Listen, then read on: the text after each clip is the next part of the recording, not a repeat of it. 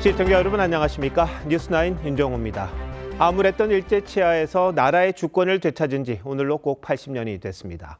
독립을 향한 조상들의 열망은 하나였을 텐데 여전히 대한민국은 분열과 반목으로 몸살을 앓고 있습니다. 그래도 오늘의 대한민국은 80년 전 그때와는 비교할 수 없을 만큼 강해졌습니다.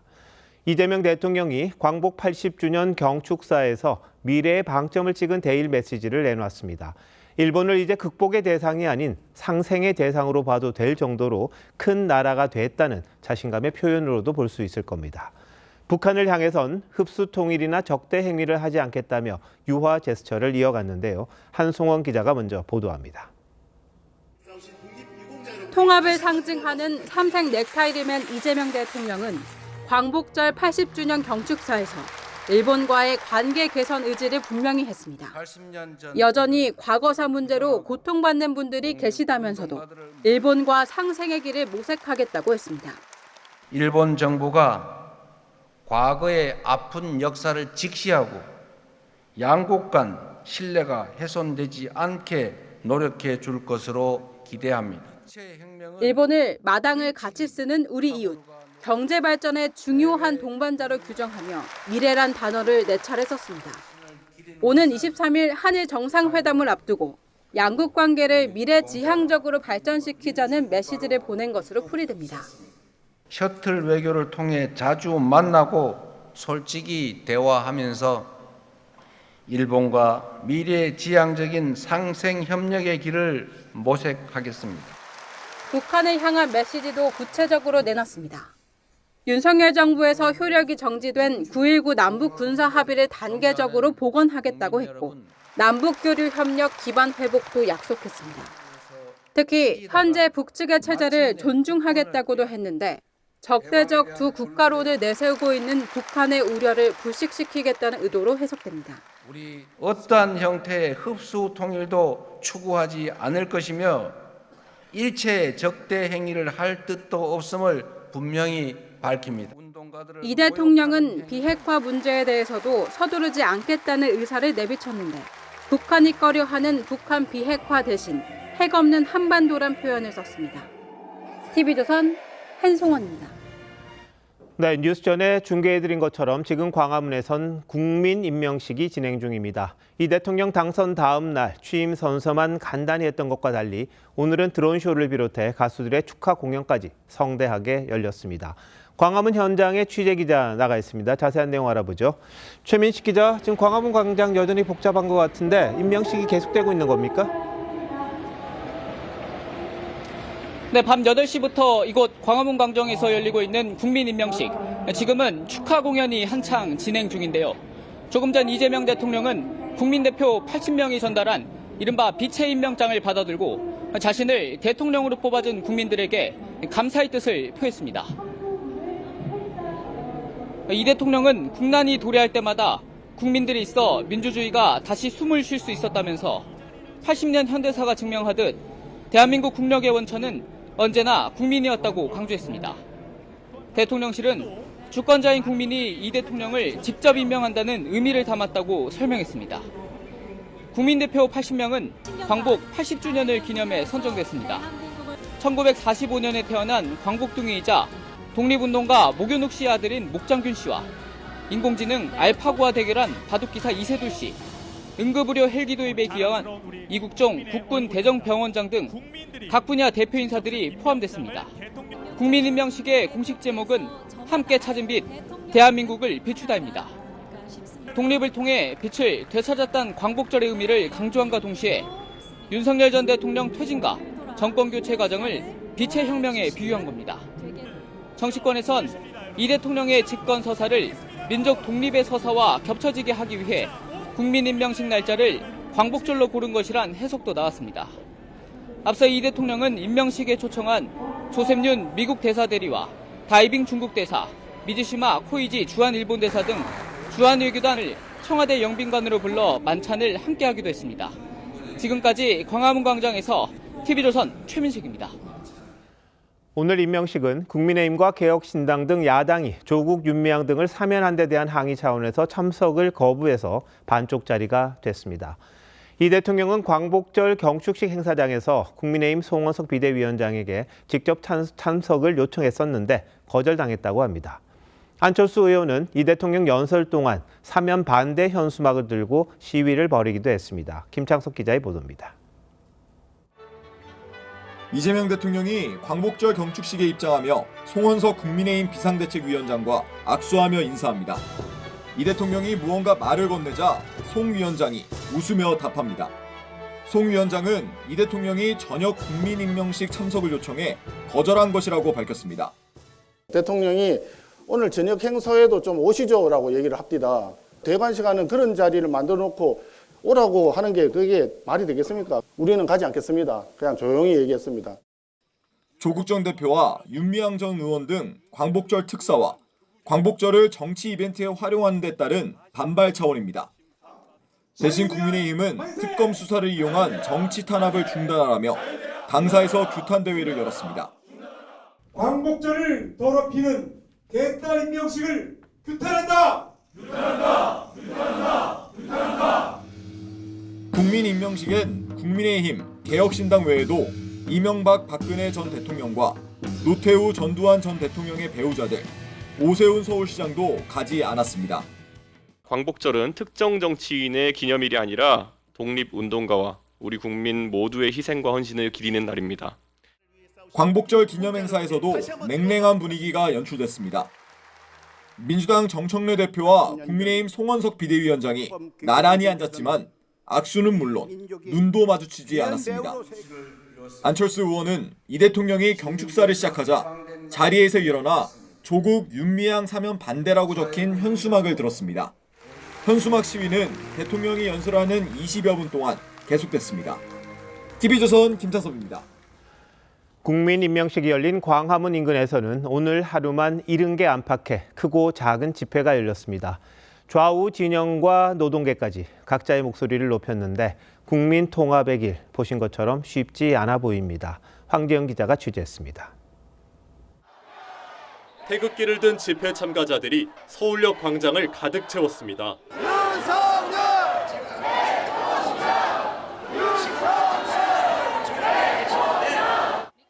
광복절을 맞아 전광훈 목사가 이끄는 자유통일당 등 보수단체 회원들이 집결한 겁니다.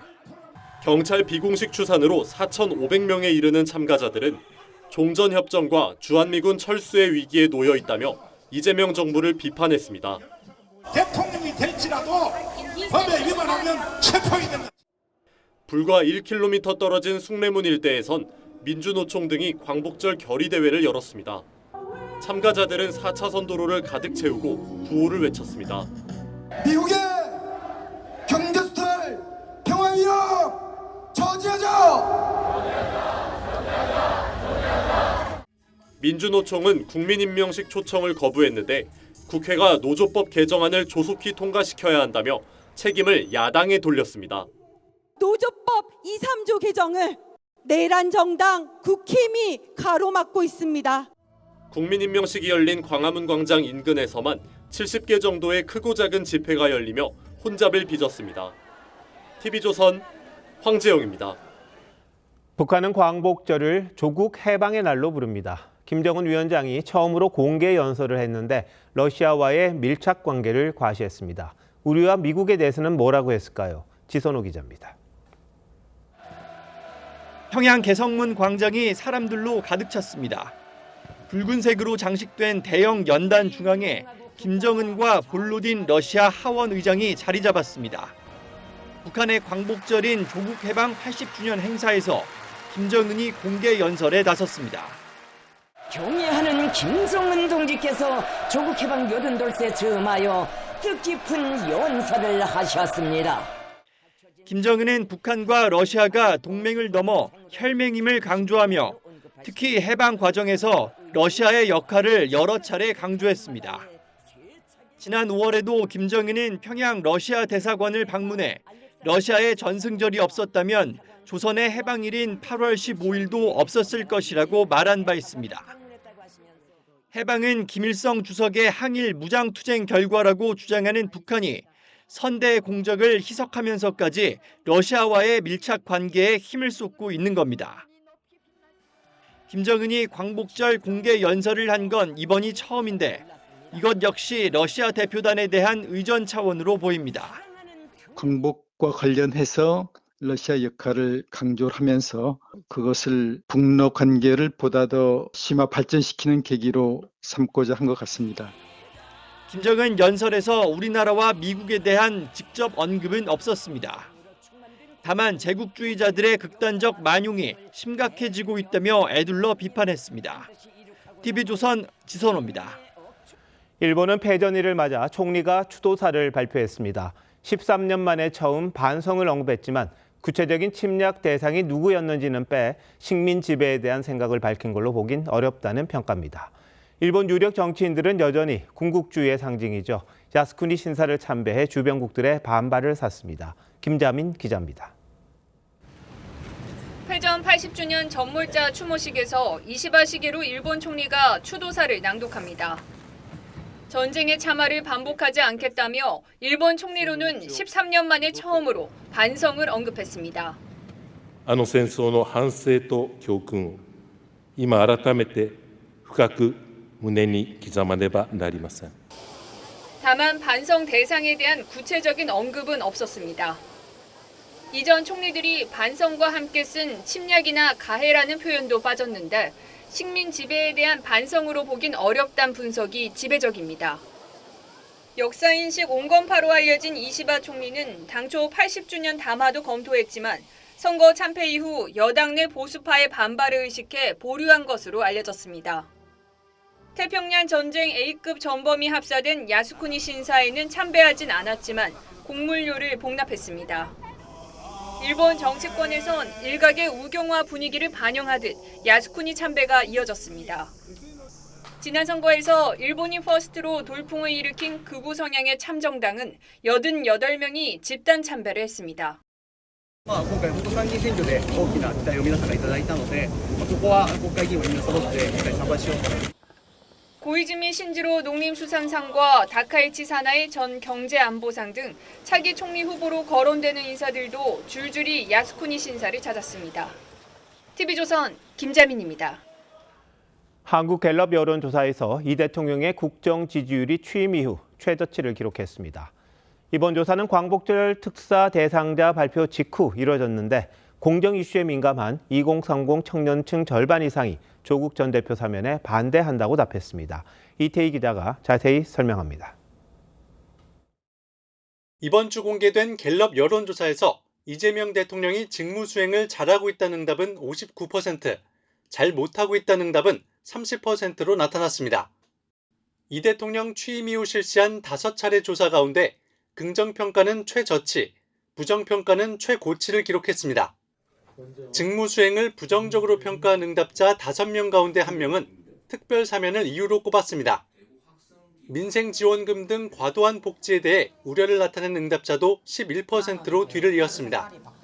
조국 전 대표 사면에 대해선 전체 응답자의 43%가 찬성, 48%가 반대했습니다. 특히 전 연령층 가운데 30대가 62%로 반대 여론이 가장 높았고 20대도 50%가 반대했습니다. 무당층은 63%가 조 전 대표 사면에 반대했습니다. 대통령실은 조 전 대표 사면이 사회적 통합을 위한 조치라고 설명했지만 실제로는 중도층 이탈로 이어졌다는 분석입니다. 굉장히 팽팽한 다양한 어떤 사회적 요구 속에서 대화와 화해의 물꼬를 트는 대통합의 정치로 나가고자 하는. 반면 이 대통령 국정 수행을 긍정적으로 평가한 응답자들은 가장 큰 이유로 경제와 민생을 꼽았습니다. 이번 조사에서 민주당 지지율은 41%, 국민의힘 지지율은 22%로 조사됐습니다. TV조선 이태희입니다. 최교진 교육부 장관 지명자에 대한 논란 끝이 없습니다. 2년 전 교육부가 불법으로 규정한 평일 집회에 교사들의 참석을 독려하면서 교육부 방침에 동의할 수 없다고 했던 사실이 드러났습니다. 앞으로 교육부의 방침을 거부할 때 어떻게 하려는 건지요? 박재웅 기자의 단독 보도입니다. 2년 전 교사 2만 명이 참석한 구사 공교육 멈춤의 날 집회 현장입니다.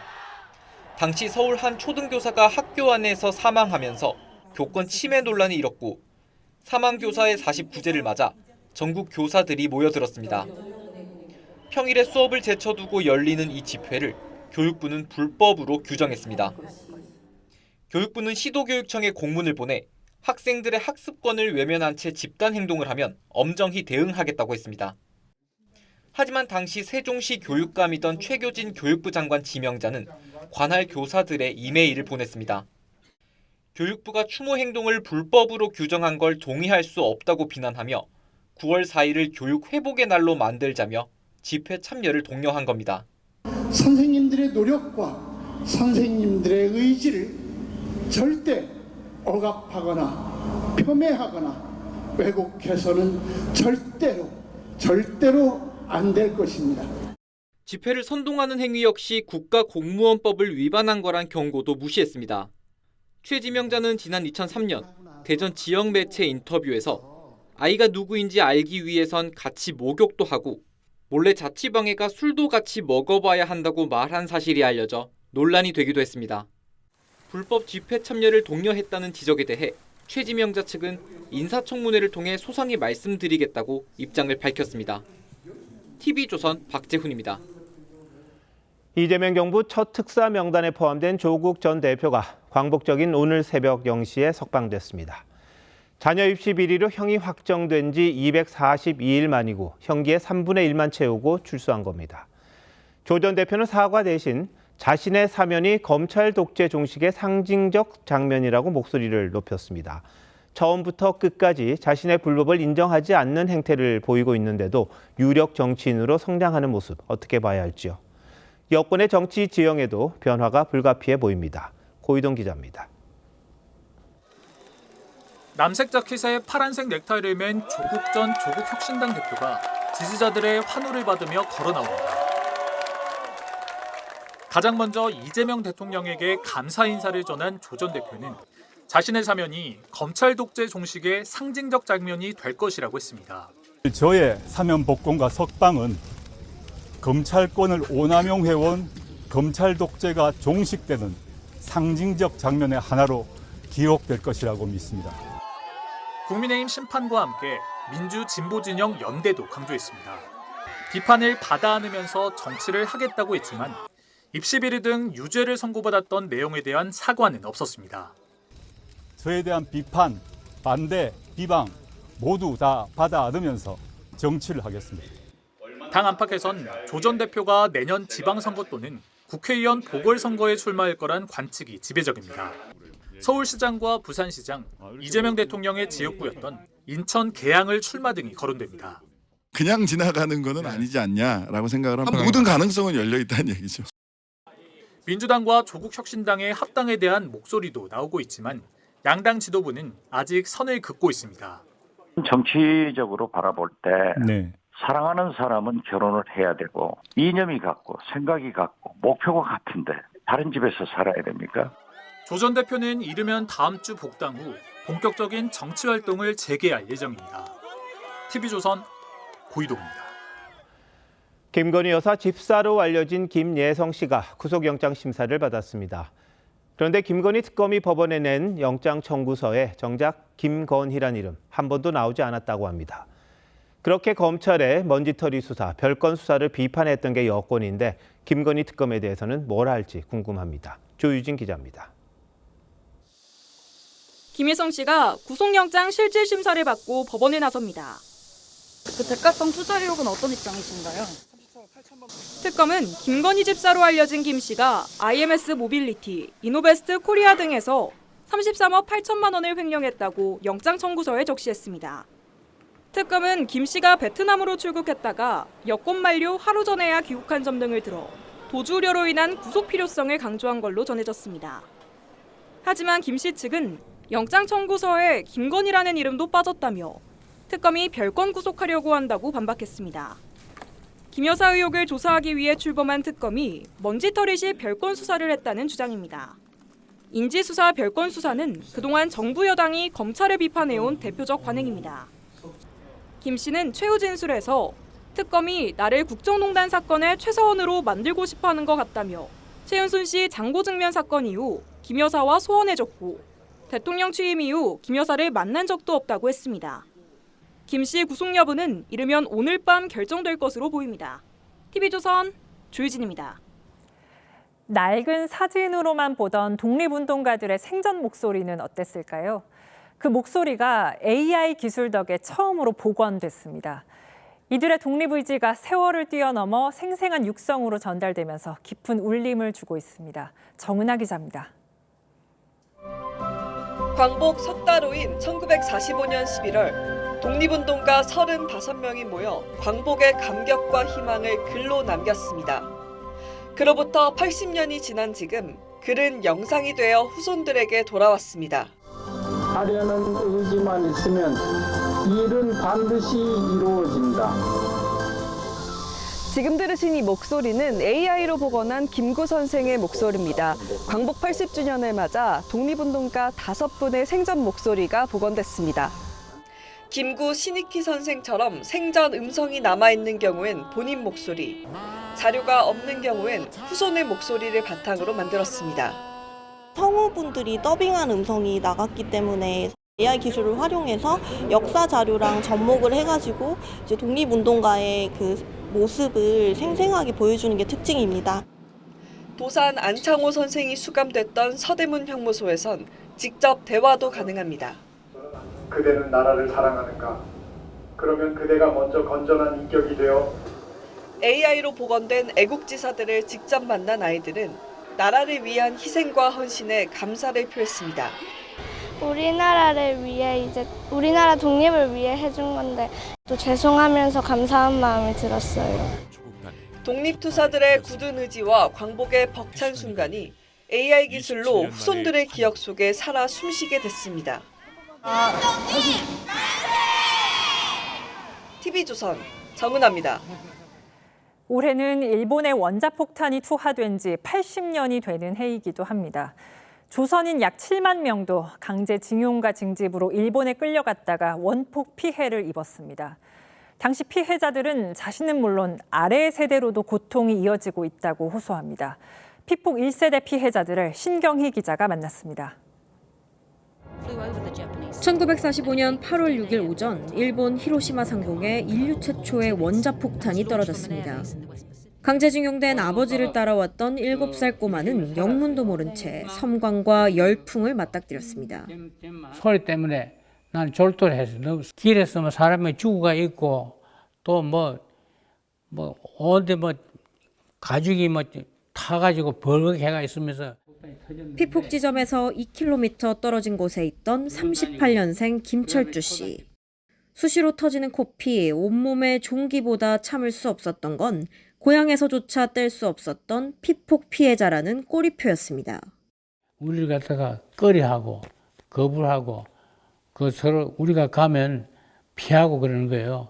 그게 얼마나 비참해요. 병이 옮겨가는 그런 건 아니거든요. 원폭 피해를 입은 조선인은 당시 약 7만 명으로 국내 생존자는 1,600여 명으로 추정됩니다. 특히 피해자 상당수가 모여 살고 있는 경남 합천은 한국의 히로시마로 불립니다. 합천과 진주 등 경남 지역 주민들은 부산항과 가까워 히로시마 전초기지로 징용됐는데 원자폭탄 투하 후 고향에 돌아와 현재까지 생존한 피해자는 약 230명으로 추정됩니다. 하지만 이들의 악몽은 아직 끝나지 않았습니다. 유전질환 등 피폭의 고통이 2세, 3세로 대물림되고 있는 겁니다. 일본이 그럼 사천 일이 있습니까? 우리 국가는 방치해놓고 우리 내일 모레 죽을 사람들이 어떤 보상보다도 그걸 바로세야 돼요. 이재명 대통령은 지난 5일 SNS를 통해 정부가 원폭의 상흔을 치유하기 위해 노력해 나갈 것이라고 약속했습니다. TV조선 신경입니다. 광복 80주년을 맞았지만 일제강점기 역사의 아픔은 여전히 깊게 남아 있습니다. 일본군 위안부 피해 할머니들의 보금자리, 나눔의 집도 그 역사를 기억할 수 있는 장소 가운데 하나입니다. 하지만 대부분 세상을 떠나면서 더 이상 이곳에는 아무도 계시지 않고 방문객들도 크게 줄었습니다. 허유하 기자가 다녀왔습니다. 따뜻한 사람의 온기 대신 차가운 구리로 만든 피해자 흉상 20개가 입구를 지킵니다. 추모 공간 벽면에 붙여놓은 수백 개의 편지들은 시간이 흐르면서 색이 바랬습니다. 위안부 피해자 할머니들이 모여 살던 경기도 광주시 나눔의 집입니다. 지난 5월 이옥선 할머니가 97세를 일기로 영면하면서 나눔의 집에는 강일출 할머니 한 분만 남게 됐습니다. 하지만 강 할머니마저 건강 악화로 작년에 요양병원으로 거처를 옮겨야 했습니다. 한때 위안부 피해자들의 교육의 장이었던 이곳은 지금은 불이 꺼져 있습니다. 같은 고난을 겪어온 그런 분들이 서로를 이제 의지하면서 살아온 곳이거든요. 워낙 할머니들이 이제 연세가 많으시고 하다 보니까 여기서는 모시지를 못하고 나눔의 집에는 현재 위안부 할머니들의 유품과 생전에 그렸던 미술 작품들이 전시돼 있습니다. 제목도 못 닦인 꽃. 할머니들의 인생이 그 위안부로 끌려감으로 인해 가지고 한번 펴보지도 못하고. 방문객은 아픔의 역사를 더 기억했으면 좋겠다며 안타까워합니다. 이런 역사들이 후손들에게까지 전달되고 잊혀지면 안 되고 더욱더 발견이 많이 됐으면 좋겠다. 광복 80주년을 맞았지만 나눔의 집에는 역사의 아픔이 고스란히 남아 있습니다. TV조선 허유아입니다. 요즘 태극기는 중국산이 점령하고 있는 안타까운 현실 혹시 아셨는지요? 가판대에서 파는 값싼 중국산에 밀려 국산 태극기가 외면받고 있습니다. 하지만 둘을 비교해보면 품질 차이가 확연히 드러납니다. 이낙원 기자가 취재했습니다. 서울 종로의 한 국기사 앞에 상자들이 잔뜩 쌓여 있습니다. 지난 3.1절부터 넘어온 재고들입니다. 7월 말 8월 해서 여기서 우리가 파는 것이 100개도 못 팔았으니까. 24년간 종로에서 국기를 제작해온 이래원 씨는 근심이 가득합니다. 5분의 1 가격에 중국산에 밀려 주문이 뚝 끊겼기 때문입니다. 중국산하고 그래 경쟁이 안 되는 거죠. 그냥 추풍락에 된 거죠. 전혀 매출이 없다시피 한 거죠. 실제로 광복절을 맞아 거리에 늘어선 태극기 가판대에도 중국산이 대부분이었습니다. 쬐깐한 건 중국산이에요? 아니, 똑같이 한국산이에요. 뭐 메이드 인 차이나라고 써있는데? 한국에서 지금 다 만들었어요. 제 왼손에 든 건 중국산, 오른손에 든 건 국산입니다. 중국산은 국산과 달리 마치 기름종이처럼 뒤가 다 비치고 깃대는 무궁화 봉오리도 없이 빨대처럼 얇습니다. 시민들도 어이가 없습니다. 처음 알았어요. 그래도 국기니까 국산일 거라 생각했는데 중국산일 거라고 생각을 못 해가지고. 우리나라 제품이 좀 더 두껍고 부드러운 느낌이 납니다. 대한민국을 사랑한다면 우리나라에서 제작된 태극기를 이용하는 것이 알리와 테무 같은 중국 인터넷 쇼핑몰에서 파는 태극기 중엔 건곤감리 4궤를 엉성하게 그린 조잡한 것들도 많습니다. 국기 디자인에 관련돼서 건곤감리가 좀 거꾸로 돼 있다라거나 좀 엉터리 디자인으로 국기 관련된 상품이 판매되기도 합니다. 태극기마저 경제 논리에 밀려 중국산이 잠식하고 있습니다. TV조선 이낙원입니다.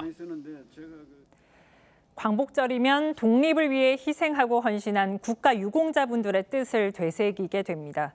그런데 국가 유공자들이 고독사로 내몰리고 있다고 합니다. 이유는 뭔지 어떻게 해결해야 할지 신유만 기자와 따져보겠습니다. 신 기자, 우선 국가 유공자에는 어떤 분들이 포함됩니까? 네, 독립유공자에 해당하는 순국선열과 애국지사가 있고요. 6.25 전쟁이나 베트남전 등에서 부상을 입었거나 돌아가신 분들, 또 4.19 혁명 사상자, 기타 국가와 사회 발전에 이바지한 분들이 해당됩니다. 일부 유족과 가족들도 포함됩니다. 아무래도 유공자분들의 연세가 많으시겠죠? 그렇습니다. 지난해 기준으로 국가유공자 전체 평균 연령은 76세였습니다. 이 가운데 독립유공자 본인의 경우 평균 연령이 100세가 됐고 유족들도 80살에 가까워졌습니다.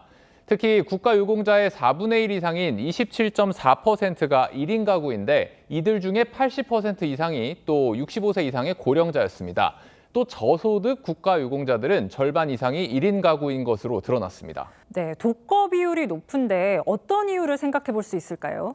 아무래도 심신의 장애나 질병을 안고 사시는 경우가 많은데요. 이런 분들이 전체 국가유공자의 40% 가까이 됩니다. 일반 국민 중에 장애를 가지신 분들의 비율이 5.1%인 것에 비하면 8배에 가까운 거죠. 국가보훈부는 유공자들이 이런 아픔 때문에 사회활동에 어려움을 겪고 있다고 분석했는데 80대 이상의 고령 국가유공자 40%는 우울증 고위험군이라는 연구 결과도 있습니다. 기본적인 트라우마도 가지고 있고 그리고 신체적인 어떤 장애를 가지고 계시는 분들도 많은 거예요. 그래서 가뜩이나 우리나라 자체가 고령자들의 우울증이 높은데 더 우울할 수밖에 없는 상황이다. 고독사는 홀로 살다가 아무도 모르게 생을 마감하는 건데 실태 파악은 되고 있습니까? 아닙니다. 마침 어제 국회 입법조사처가 국가유공자 고독사 현황 자료가 형사사법상의 정보라서 제대로 집계되지 않고 있다고 지적하는 보도자료를 내기도 했는데요. 형사사법상의 정보가 뭐냐? 국가 수사기관 안에서도 업무 목적으로만 열람과 검색이 가능하고 일정 시간이 지나면 폐기해야 하는 정보입니다. 지난 1월에 개정안이 국회에서 발의됐지만 아직 계류 중입니다.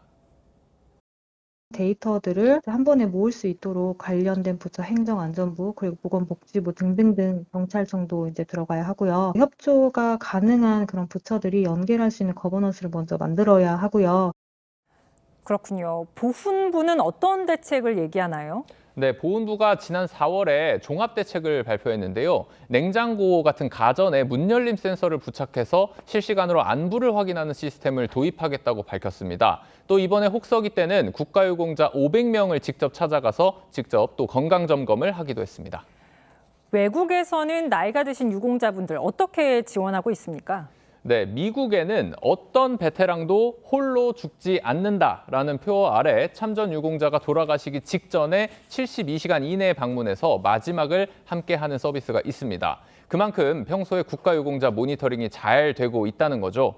비슷한 경험을 한 다른 유공자와 연결될 수 있도록 지원해서 고립감을 극복할 수 있도록 돕는 그런 프로그램도 운영되고 있습니다. 네, 한평생 나라를 위해 헌신한 분들이 마지막 순간까지 존중받을 수 있도록 사회적 관심이 더 필요해 보입니다. 신 기자 잘 들었습니다.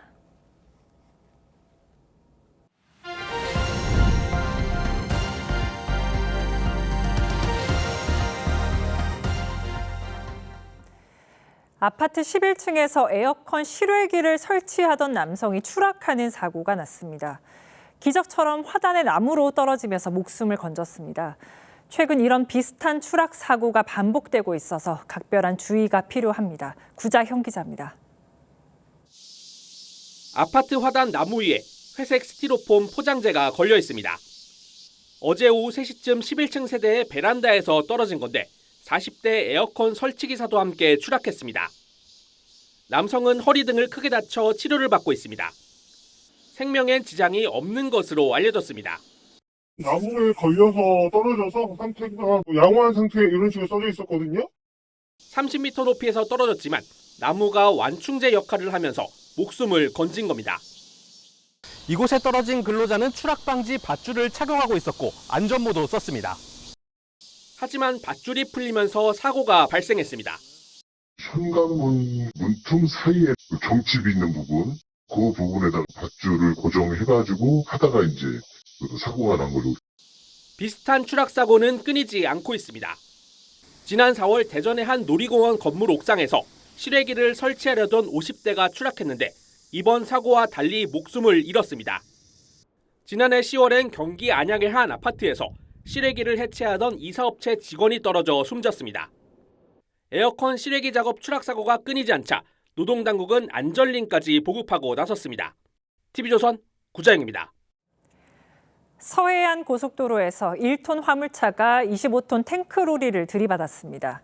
이 사고로 화물차에 실려있던 페인트가 도로에 쏟아졌고 일대 교통이 6시간 동안 마비됐습니다. 연휴를 맞아 나들이에 나선 시민들은 큰 불편을 겪었습니다. 김승돈 기자입니다. 서해안 고속도로 하행선 매송 휴게소 인근 대형 탱크로리 옆에 트럭 한 대가 넘어져 있습니다. 차량들은 페인트 범벅인 도로를 피해 지납니다. 추돌 사고는 새벽 5시 45분쯤 발생했습니다. 뒤쪽 바퀴 쪽에 충격하면서 거기에 쑥 들어가면서 전도된 것 같아요. 사고로 트럭 운전자가 크게 다쳤습니다. 4개 차선이 모두 차단되면서 고속도로는 거대한 주차장으로 변했습니다. 차량 통행 재개는 물로 도로 바닥을 씻어낼 때까지 무려 6시간 가까이 걸렸습니다. 이 여파로 정체 구간은 안산 분기점에서 비봉 나들목까지 36km나 늘어났고 사람들은 장시간 꼼짝없이 차량에 갇혀야 했습니다. 한 2시간 20분째 있었는데 따로 기미도 안 보이고 중간에 화장실도 갈 데도 없고. 기다리다 지친 사람들은 휴게소까지 걸어가기도 했습니다. 몇 분 정도 걸렸어요, 지금요? 3시간. 고속도로 통행은 재개됐지만 수백 대의 차량이 휴게소로 한꺼번에 몰리면서 또 한 번 큰 불편을 겪었습니다.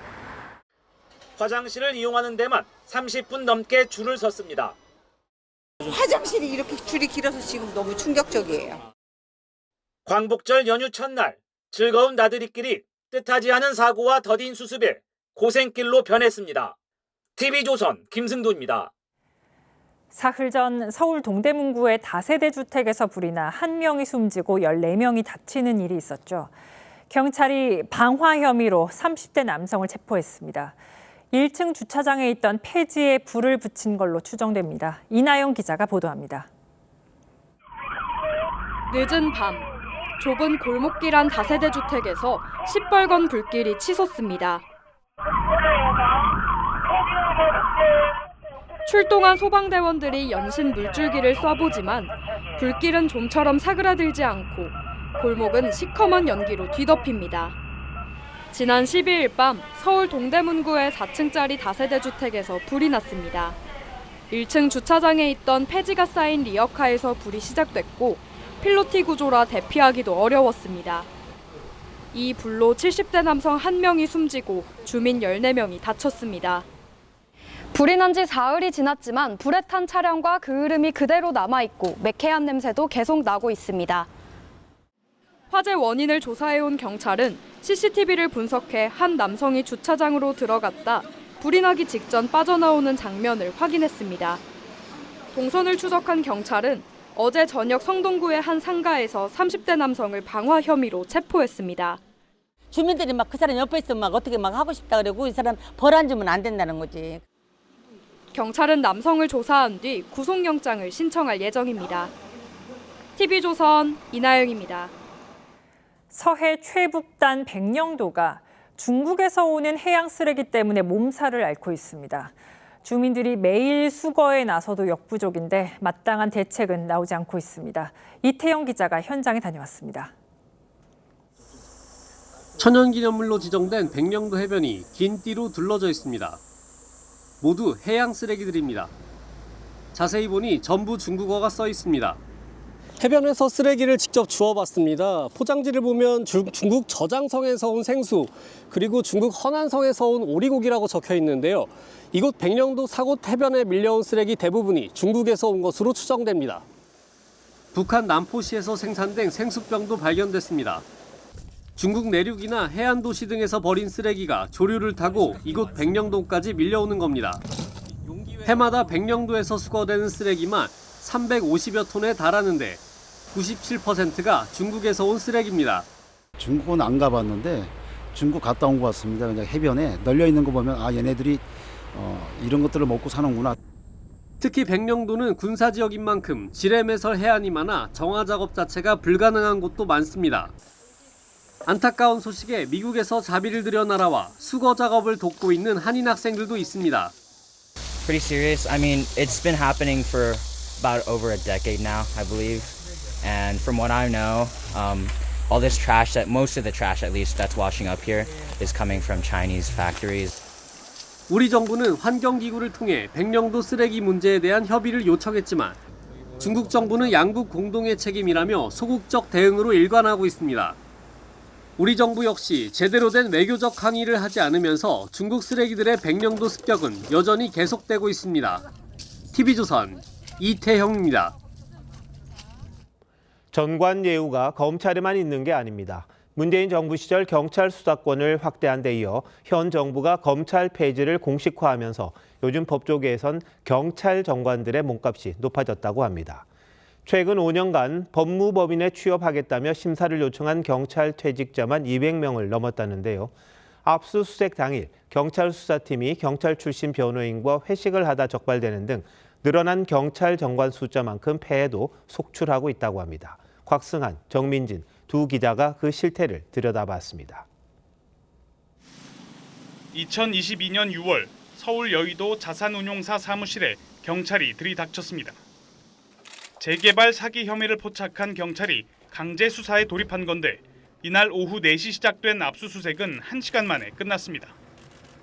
그런데 압수수색 현장에서 공격수와 수비수 역할을 했던 수사팀과 변호인이 압수수색 종료 30분 뒤 인근 고깃집에서 회식을 벌인 것으로 드러났습니다. 제가 이제 오래 알고 지내던 분이고 제가 하던 사건은 다 끝나고 했으니까. 피의자 변호를 맡았던 이모 변호사는 경찰대 출신으로 압수수색팀을 이끈 김모 전 경감관은 경찰 재직 시절 경찰 수사연수원에서 같은 방을 쓴 인연으로 가깝게 지내온 것으로 파악됐습니다. 이날 밥값 23만 원은 이 변호사가 냈는데 60만 원어치 식당 상품권을 추가로 사서 수사팀에 건넨 혐의로 재판에 넘겨졌습니다. 최근 1심 법원은 뇌물수수 혐의를 인정해 이 변호사와 김 전 경감에게 각각 벌금형을 선고했습니다. 이들은 수사와는 무관한 사적인 자리였다며 항소했습니다. 변호인이 카드로 결제한 밥값은 김 전 경감이 현금으로 돌려줬고 상품권 역시 변호인에게 돈 주고 구매한 것이란 주장입니다. 접대받고 지만 이게 뇌물이라 그러면 둘이 같이 애들 지금도 매달 거 아니겠습니까? 이날 압수수색 회식 이후 경찰은 해당 사건을 불송치 처분한 것으로 파악됐습니다. 검경 수사권 논의가 시작된 2020년 이후 법무법인 재취업 심사를 요청한 퇴직경찰관의 수는 200명이 넘습니다. 이 가운데 변호사 자격증을 갖춘 퇴직경찰관은 20% 미만이었고요. 대부분 자문 역할을 하는 전문위원이었습니다. 경찰 수사관 출신 전문위원을 내세워 수사 대응에 유리하다며 홍보하는 법무법인에 경찰 수사관으로서 근무를 했기 때문에 경찰 수사관들의 마음을 충분히 이해하고 경찰대 출신 변호사임을 강조하는 곳도 있습니다. 전직 경찰 간부였던 제가 확실히 말씀드릴게요. 전혀 쫄 필요가 없습니다. 사건 수임과 변론 과정에서 잡음도 끊이지 않는데 실제로 한 법무법인 소속 전문위원이 사건 무마를 대가로 억대의 금품을 받고 구속되기도 했습니다. 저희 회사 소속이긴 한데 그 당시에는 개인의 일탈로 진행이 된 거고 경찰대 출신 변호사는 이미 법무법인 내에서도 수사 단계에서 검찰 간부 출신보다 경찰 출신의 발언권이 더 세진 게 현실이라고 했습니다. 공직자윤리법상 퇴직 전 5년간 몸담았던 부서나 기관 업무와 밀접한 관련성이 있는 곳이면 재취업할 수 없도록 규정돼 있지만 유명무실하다는 지적도 나옵니다. 지난해 말 서울행정법원은 수사심사관 출신 전직 경감이 법무법인 재취업을 불승인한 인사혁신처를 상대로 낸 소송에서 퇴직 전 업무와의 관련성을 확인할 자료가 없다는 이유로 취업 제한 결정 취소 결정을 내렸습니다. 경찰 수사권이 강해진 만큼 신정관예우를 받기 위한 실효성 있는 조치가 필요하다는 지적이 나옵니다. TV조선 정민진, 곽승한입니다. 정부의 부동산 규제로 대출 문턱이 크게 높아졌죠. 여러 대출 통로가 막히자 대안으로 예금을 담보로 돈을 빌리는 사례가 급증하고 있습니다. 윤서하 기자입니다. 지난 11일 기준 5대 은행의 예금 담보 대출 잔액은 6조 1,402억 원. 이달 들어 불과 열흘 만에 900억 원 가까이 불었습니다. 예금담보대출은 예금이나 적금 등에 예치된 금액을 담보로 대출받는 상품으로 한도는 예치금의 95%까지 가능합니다. 업계에선 627 대출 규제로 주담대 한도는 6억 원, 신용대출은 연소득 이내로 묶인 데다 정부 압박에 업계에서 자체적으로 보험 약관 대출과 카드로 문턱마저 높이다 보니 규제 적용 대상에서 빠져있는 예담대로 수요가 몰린 거라고 보고 있습니다. DSR 규제 적용되는 대출에 비해서는 훨씬 더 쉽게 대출이 나올 수 있으니까 일시적인 자금 유통을 위해서는 우선적으로 이런 부분들에게 관심이 몰릴 수밖에 없는 거죠. 지난달 전체 금융권 가계대출 잔액은 2조 2천억 원 증가하는 데 그치며 지난 3월 이후 최저치를 기록했습니다. 금융당국은 가계부채 관리 강화 방안으로 증가세가 크게 안정됐다며 627 대책과 3단계 스트레스 DSR 시행 효과가 나타나고 있다고 평가했습니다. 다만 8월은 이사 수요 등 계절적 요인으로 인해 다시 늘어날 가능성이 있다며 시장 상황을 보고 주담대 위험 가중치 조정 등 추가 규제 카드를 꺼낼 방침이라고 밝혔습니다. 서울 집값을 잡겠다는 목표로 정부가 모든 방법과 수단을 총동원해 가계대출을 틀어 막고 있는 모양새지만 서울 아파트 값은 28주째 상승세고 상급지에 몰리는 수요도 여전합니다. TV조선 윤서입니다. 세계 최초의 로봇 운동회가 중국에서 열렸습니다. 로봇들은 달리기와 축구 등 각종 종목에서 서로 부딪히고 넘어지면서도 열심히 경기를 뛰었습니다. 최윤정 기자입니다. 로봇 선수들이 느리지만 힘차게 뛰어나갑니다. 팔이 부러졌지만 멈추지 않습니다. 축구 경기장에서는 공격수가 몇 차례 시도 끝에 득점에 성공합니다. 스스로 판단하는 휴머노이드 로봇들의 세계 로봇 운동회가 중국 베이징에서 개막했습니다. I think we come here to play and to win. You can test a lot of interesting, new, exciting approaches here in this context. 16개 나라에서 온 로봇 500여 대는 오는 17일까지 26개 종목에서 능력을 겨룹니다. 춤과 무술, 그리고 청소 등 기술 경연도 펼쳐집니다. 项目设置最全、参与度最广泛的一次竞技盛会。 베이징 도심에선 고객이 음료수를 주문하면 로봇이 판매하는 무인 편의점도 등장했습니다. 这个店的话，它其实是可以做到一个24小时完整的无人值守的这样一个业态。 깜찍한 외모에 친구 같은 로봇도 화제입니다. 56cm의 키에 1.2kg의 무게로 약 192만 원에 출시됐습니다. 시각과 청각, 촉각 센서를 갖춰 표정과 음성을 인식하고 정서적인 교감이 가능합니다. 이용자는 외모와 목소리, 성격을 취향대로 설정할 수 있습니다. 한 업체는 1년 내 대리임신 로봇을 선보이겠다는 구상을 내놓기도 했습니다. 올해를 로봇 대량 생산의 원년으로 선포한 중국이 무서운 속도로 로봇 굴기에 박차를 가하고 있습니다. TV조선 최윤정입니다.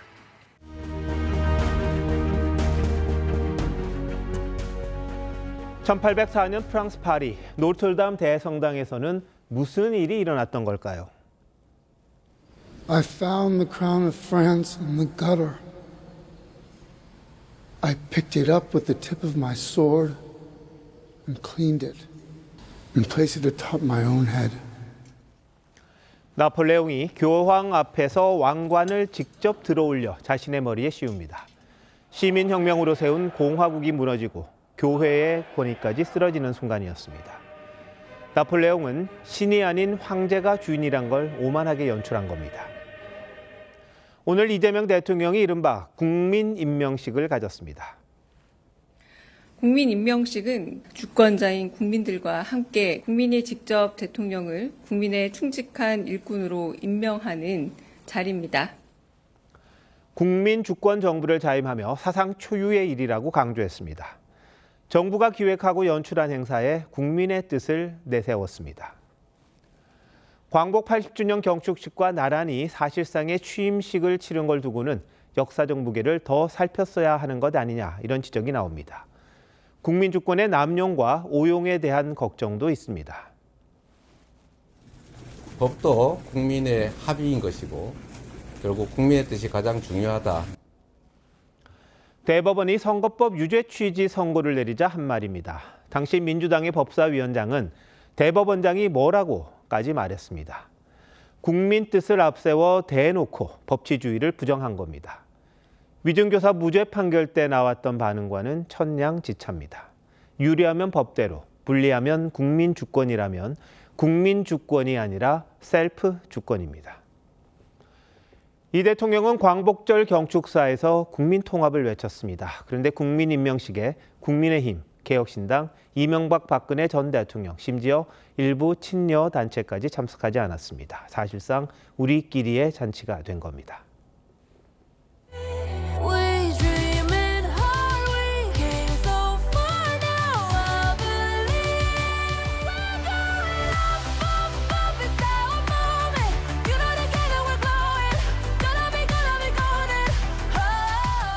대한민국은 지난 80년간 간절히 꿈꾸며 멀리까지 왔습니다. 더 올라가고 더 빛나려면 모두의 지도자로 우뚝 서 국민 뜻을 진심으로 받들어야 합니다.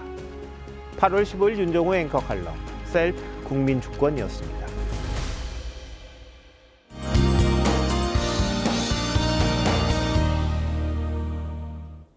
다시 폭염이 찾아왔습니다. 더위는 주말인 내일과 모레에도 이어지면서 연휴 기간 계속될 텐데요.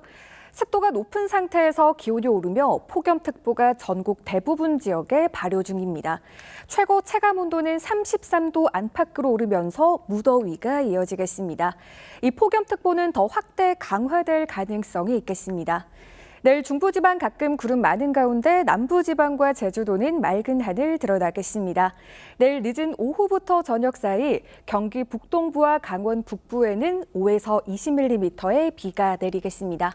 내일 아침 기온 서울과 부산이 26도, 대전 25도로 당분간 열대야가 나타나겠고요.